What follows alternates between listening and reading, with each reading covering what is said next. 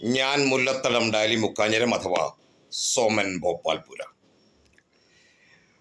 ഒരു പഴമൊഴി പോലെ പറയാറുണ്ട്, അപ്പൻ കരയാറില്ല, അച്ഛൻ കരയില്ല, കരയാറില്ല എന്ന്. ശരിയാണോ? അപ്പൻ കരയാറുണ്ടോ? 9 മാസം ഒരു അമ്മ തൻ്റെ വയറ്റിൽ മകനെ ചുമന്നുകൊണ്ട് നടക്കുന്നു, അല്ലെങ്കിൽ മകളെ ചുമന്നുകൊണ്ട് നടക്കുന്നു. പക്ഷേ ആ വയറ്റിൽ നിന്നും പുറത്തു വരുന്ന കുഞ്ഞിൻ്റെ ഷേപ്പ്, അവൻ്റെ ഷേപ്പ് ആൺകുഞ്ഞാണെങ്കിൽ അത് 9 മാസമല്ല, എത്ര മാസം അമ്പൻ ചുമന്നാലും അപ്പൻ്റെ മുഖച്ഛായയെ വരൂ. അപ്പൻ കരയാറുണ്ടോ? ആ, ന്യായമായ ചോദ്യമാണ്. അപ്പൻ കരയാറുണ്ടോ? മക്കള് അപ്പൻ കരഞ്ഞ് കാണാറില്ല. അതുകൊണ്ടായിരിക്കും ഒരു പക്ഷെങ്കിൽ ഈ ചോദ്യം തന്നെ ഉണ്ടാകുന്നത്, അപ്പൻ കരയാറുണ്ടോ?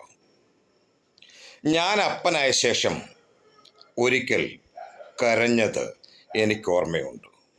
നടുറോഡിൽ നിന്ന് കരഞ്ഞ ഒരവസരം. പക്ഷെ ഇന്നേ വരെ ആരോടും ഇത് ഞാൻ പറഞ്ഞിട്ടില്ല. ഇതാണ് ഒരു പ്രത്യേകത. ഒരു അപ്പൻ കരയും, പക്ഷേ അപ്പൻ ആരെയും അത് അറിയിക്കാറില്ല, ആരോടും പറയാറുമില്ല. അതുകൊണ്ട് തന്നെ ആരും അറിയാറുമില്ല. അതുകൊണ്ട് തന്നെ മറ്റുള്ളവർ ധരിച്ചു വെക്കുന്നത് അപ്പൻ കരയാറില്ല എന്നാണ്. എൻ്റെ ഭാര്യ ഒരു നേഴ്സാണ്. അവൾ രാവിലെ 8 മണിക്ക് ഡ്യൂട്ടിയിൽ ജോയിൻ ചെയ്യണം. അവൾ രാവിലെ 7:30 ആകുമ്പോൾ പോകും. എനിക്ക് 2 കുഞ്ഞുങ്ങളാണ്. ഞാനിത് പഴയ കഥയാണ് പറയുന്നത്, ഇപ്പോഴത്തെ അല്ല, പണ്ട് നടന്നതാണ്.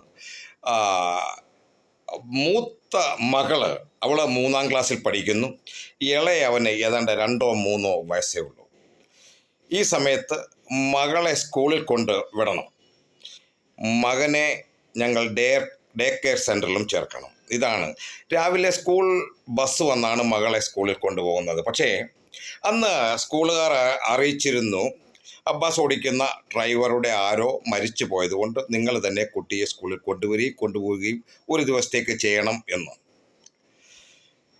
ഞാൻ ഇവളെ സ്കൂളിൽ, എൻ്റെ മോളെ സ്കൂളിൽ കൊണ്ടുവിടാനായിട്ട് എൻ്റെ സ്കൂട്ടർ എടുത്ത് മുൻപിലായി ഇവനെ, എൻ്റെ മകനെ, ഞാൻ കിട്ടൂസ് എന്ന് വിളിക്കുന്ന എൻ്റെ മകനെ നിർത്തി. അവനും സന്തോഷം. അവൻ കുറച്ച് കഴിഞ്ഞ് ഡേ കെയറിൽ ഞാൻ 9 മണിക്ക് പോകുമ്പോൾ വിട്ടാൽ മതിയല്ലോ. മകളെ പുറകിലിരുത്തി സ്കൂളിൽ ഏകദേശം 4-5 കിലോമീറ്റർ ദൂരമുണ്ട് സിറ്റിയിൽ തന്നെ. അവിടെ ഞാൻ സ്കൂളിൽ കൊണ്ടാക്കി തിരിച്ച് മകനെയും മുൻപിൽ നിർത്തി സ്കൂട്ടർ ഓടിച്ച് പകുതി ദൂരം വന്നില്ല, അവൻ ആ സ്കൂട്ടറിൻ്റെ മുൻപിൽ നിന്ന് ഉറങ്ങാൻ തുടങ്ങി. 2-3 വയസ്സ് പ്രായം. നിങ്ങളൊന്ന് ആലോചിച്ച് നോക്കൂ. എന്ത് ചെയ്യണമെന്നറിയാതെ ഞാനൊന്ന് പതറി. കാരണം ഞാൻ 2 കൈയും പിടിച്ചുകൊണ്ടാണ് നിൽക്കുന്നത്. ഇതിനിടയ്ക്കായിട്ടാണ് അവൻ. ഒന്ന് പാളിയാൽ, വണ്ടി മുൻപോട്ട് സ്പീഡിൽ ഓടിയാൽ ഇവൻ മറിഞ്ഞു വീഴും, അപകടം ഉറപ്പ്. ഞാൻ ഒരു വിധത്തിൽ വണ്ടി, എൻ്റെ സ്കൂട്ടർ അവിടെ നിർത്തി, ഇടത് കാല് കൊണ്ട് അതിൻ്റെ സൈഡ് സ്റ്റാൻഡിലാക്കി സൈഡിലേക്ക് നിർത്തി വെച്ചു വണ്ടി. നടു റോഡാണ് അവിടെ, വളരെ തിരക്കുള്ള റോഡ്, MCയിലെ യൂണിവേഴ്സിറ്റി റോഡ്. എന്ത് ചെയ്യണമെന്നറിയാതെ ഞാൻ ഒരു നിമിഷം പതറി നിന്ന് പോയി. ഞാൻ എൻ്റെ കുഞ്ഞിനെ മുൻപിൽ നിന്ന് വാരിയെടുത്തു. അപ്പോഴത്തേക്കും അവൻ ഉറങ്ങിക്കഴിഞ്ഞു. അവനെ ഞാൻ തോളത്തിട്ടു.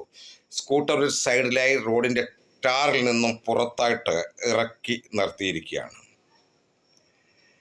എന്ത് ചെയ്യണമെന്നറിയില്ല. എൻ്റെ വീട് അവിടെ നിന്നും ഏകദേശം 4 കിലോമീറ്ററോളം ദൂരെയാണ്. ഞാൻ ബാപ്പു ബജാർ എന്ന് പറയുന്ന ഉദയ്പൂർ സിറ്റിയിലാണ് താമസിച്ചു കൊണ്ടിരുന്നത്. ഇപ്പോൾ സംഭവം നടക്കുന്നത് യൂണിവേഴ്സിറ്റി റോഡിലും. മകളെ സ്കൂളിൽ വിട്ട് തിരിച്ചു വരുന്ന വഴി എന്ത് ചെയ്യും? കുഞ്ഞിനെ എടുത്ത് ഞാൻ തോളത്തിട്ടു. എനിക്ക് ഡ്യൂട്ടിക്ക് പോകണം, ഇവനെ ഡേ കെയറിൽ കൊണ്ടാക്കണം. ഇതൊക്കെ കിടക്കുന്നതേ ഉള്ളൂ. പക്ഷേ എങ്ങനെ? എൻ്റെ പോക്കറ്റിൽ 2 രൂപ പോലും ഇല്ല, 1 രൂപ പോലും ഇല്ല. കാരണം കുഞ്ഞിനെ സ്കൂളിൽ വിടാൻ സ്കൂട്ടറിൽ വന്നതല്ലേ, മകളെ വിടാനായിട്ട്. എങ്ങോട്ട് പോകും? തിരിച്ച് പോകാനായിട്ട് ഒരു ഓട്ടോറിക്ഷ കയറി പോകാനുള്ള പൈസയും ഇല്ല. എന്തെടുക്കും? വെയിൽ, രാജസ്ഥാനിലെ വെയിലിനെ പറ്റി നിങ്ങൾക്ക് ഏകദേശമൊക്കെ അനുമാനിക്കാം. രാവിലെ 8 മണിയാകുമ്പോഴേക്കും ഒരുവിധം ചൂടൊക്കെ തുടങ്ങിക്കഴിഞ്ഞിരിക്കും. നമ്മുടെ നാട്ടിലെ കേരളത്തിൽ ഏകദേശം 11 മണിക്കുണ്ടാകുന്ന ചൂട് രാജസ്ഥാനിൽ 8 മണിയാകുമ്പോഴേക്കും ഉണ്ടായിക്കഴിഞ്ഞിരിക്കും. ഞാൻ പതറി കുഞ്ഞിനെയും തോളിലിട്ടുകൊണ്ട് റോഡിൽ നിൽക്കുക. മുൻപോട്ട് പോകണോ പുറകോട്ട് പോകണോ, എങ്ങോട്ട് പോകും? ഇവൻ ഇടയ്ക്ക് എഴുന്നേറ്റിട്ട് കരയാനും തുടങ്ങി. എനിക്കറിയാം അല്പം വെള്ളമെങ്കിലും കിട്ടിയെങ്കിലും തൊട്ട് അപ്പുറത്തും ഇപ്പുറത്തും എല്ലാം നോക്കി, പല കടകളും തുറന്നിട്ട് പോലുമില്ല. തുറന്നതൊക്കെ ആണെങ്കിൽ നല്ല സ്റ്റാൻഡേർഡുള്ള തുണിക്കടകളും അതുപോലുള്ള കടകളും ഒക്കെ. അവിടെ ആരോട് വെള്ളം ചോദിക്കാനാ, എങ്ങോട്ട് പോകാനാ, എന്തെടുക്കണമെന്നറിയാതെ പതറി കുഞ്ഞിനെയും തോളിലിട്ടുകൊണ്ട് ഞാൻ മണിക്കൂറുകളോളം ആ റോഡിൽ അങ്ങനെ നിന്നു. ഒരു സൈഡിലായി മാറുന്ന ഒരു കടയുടെ വാതിൽക്കൽ ചെന്ന് നിൽക്കുമ്പോൾ അങ്ങോട്ട് അടുക്കാനൊക്കില്ല. കാരണം അവരുടെ കട അവിടെ ബിസിനസ് നടക്കുന്ന സമയമാണ്.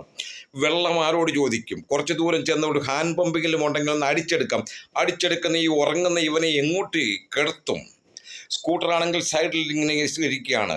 ഒന്നും അറിയാതെ, ഒരു നിമിഷം അറിയാതെയാണെങ്കിൽ ആ റോഡിൽ നിന്ന് എൻ്റെ കണ്ണുകളിൽ ആരെന്നെ ഒന്ന് സഹായിക്കുമെന്ന് കണ്ട് എൻ്റെ കണ്ണുകളിൽ നിന്നും കണ്ണുനീർ തുള്ളികൾ അടർന്നു വീണത് ഞാൻ ഇന്ന് ഓർക്കുന്നു. നിസ്സഹായനായി എൻ്റെ അവസ്ഥ. അപ്പൻ കരയുമോ? കുഞ്ഞുങ്ങൾ ചോദിക്കുക അപ്പൻ കരയുമോ എന്ന്.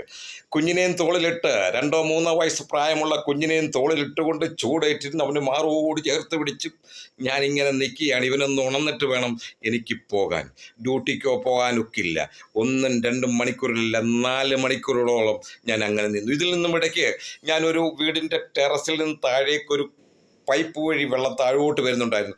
അതിൻ്റെ താഴെയായി ഏതോ ഒരു പാത്രം മുറിച്ച് അവിടെ ആരോ വെച്ചിരുന്നു. എങ്ങനെയാണോ അതിലൊരൽപ്പം വെള്ളം, നല്ലതാണോ അഴുക്കാണോ എന്ത് വെള്ളമാണെന്നറിയത്തില്ല, അതിനടുത്ത് അല്പം ഒഴിവിച്ചാൽ നിന്ന് ഒഴുകി വന്ന, ആ ടെറസിൽ നിന്ന് ഒഴുകി വന്ന, പൈപ്പിലൂടെ ഒഴുകി എന്നോ വന്ന ആ വെള്ളം എടുത്ത് ഞാൻ എൻ്റെ കുഞ്ഞിനെ കുടിപ്പിച്ചു. അവൻ ഉറക്കത്തിലാണെങ്കിലും അല്പം കുടിച്ചു. എൻ്റെയും തൊണ്ട വരണ്ടിരുന്നു, ഞാനും കുടിച്ചിരുന്നു. അപ്പം കരയുമോ? അപ്പം കരഞ്ഞാൽ തന്നെ ആരോടെങ്കിലും പറയുമോ? അവിടെ നിന്ന് 4 മണിക്കൂറിന് ശേഷമാണ് അവൻ അല്പമെങ്കിലും ഒരു ഉണർന്നെഴുന്നേറ്റ് വന്നത്. പിന്നെ ഞാൻ അവനെ ആ സ്കൂട്ടറിൻ്റെ മുൻപിൽ നിർത്താനുള്ള പരുവം പോലും ആയില്ല. അവൻ അപ്പോഴും ആടി നിന്നിരുന്നു. ഞാൻ പതിയെ നടന്ന് ആ സ്കൂൾ വിടുന്നതും വരെ അവിടെ പുറത്ത് നോക്കുന്നതിൻ്റെ സ്കൂൾ വിട്ടുന്നതും വരെ എൻ്റെ മകൾ ഇറങ്ങി വന്നപ്പോൾ അവളെയും വിളിച്ചുകൊണ്ട് വന്ന് കാര്യം പറഞ്ഞു. അവളുടെ മുൻപിലായി സ്കൂട്ടറിൽ എൻ്റെ മകളെ ഇരുത്തി, അതിൻ്റെ തൊട്ട് മുൻപിൽ അവനെ ഇരുത്തിയിട്ട് അങ്ങനെ ഉച്ച വരെ നടു റോഡിൽ വെയിലത്ത് നിന്ന് ഒരു മകനെയും കൊണ്ട് കരഞ്ഞു ഞാൻ. ചോദിക്കുക പിള്ളേർ, അപ്പൻ കരയുമോ? അവർക്കൊക്കെ ഇതെന്താ? അപ്പനൊരു പ്രത്യേക വസ്തു ഇല്ല മക്കളെ. ഏതപ്പനും കരയും. അവൻ കണ്ണുനീര് വന്നാൽ ആരെയും കാണിക്കാറില്ല. ഒരു പക്ഷേ അവൻ പുറത്ത് വാഷ് ബേസിനിൽ പോയി മുഖം കഴുകും, ആരും അറിയില്ല. അല്ലെങ്കിൽ ഒരു തൊട്ടി വെള്ളം കോരി തലയിലേക്ക് ഒഴിക്കും, കുളിക്കുന്നവനിക്കും. അപ്പൻ അവൻ്റെ ദുഃഖം, അപ്പൻ കരയുന്നത് ആരും കണ്ടിട്ടില്ല, കാണത്തുമില്ല, കാണിക്കത്തുമില്ല. അതാണ് അപ്പൻ.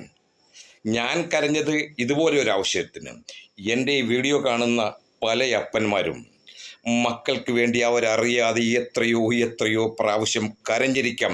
ഇന്ന് മക്കളൊക്കെ അവരോട് ചോദിക്കുന്ന ചോദ്യങ്ങളൊക്കെ, ചോദിക്കാൻ പാടില്ലാത്ത ചോദ്യങ്ങളൊക്കെ മക്കൾ നെഞ്ചിൽ കൊള്ളുന്ന വാചകങ്ങളായി ചോദിക്കുന്നില്ലേ?